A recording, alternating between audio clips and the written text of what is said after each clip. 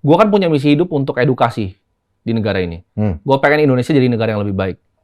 Itu menurut gue bahwa Indonesia one step mundur. Opini gue pribadi.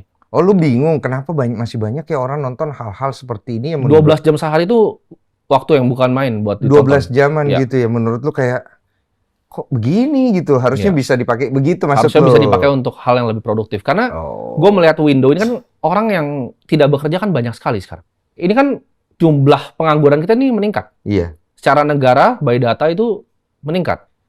Nah ini yang gue khawatirkan dan gue selalu gaungkan. 2030 menurut gue, ini akan lebih sulit nyari kerjanya dari sekarang nih.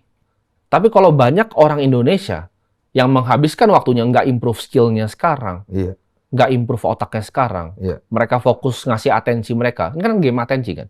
Yang lo mainin di sini, podcast lain itu kan cuma game atensi. Itu game of atensi ya? Betul, karena gini, orang banyak yang bilang content creating misalnya kolaborasi itu positive sum game. Jadi lo untung, gue untung. Itu kan zero sum sebenarnya. Ini banyak yang nggak paham, karena konsepnya adalah waktu.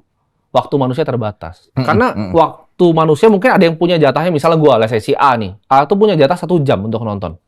Mungkin dia habis nih di podcast ini.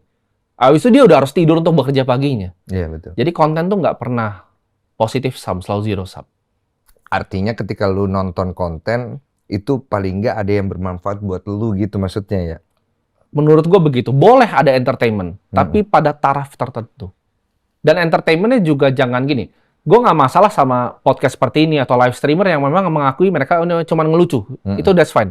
Tapi ketika sudah mulai ada saran untuk lifestyle, saran untuk itu kan secara tidak langsung dicontoh sama masyarakat luas.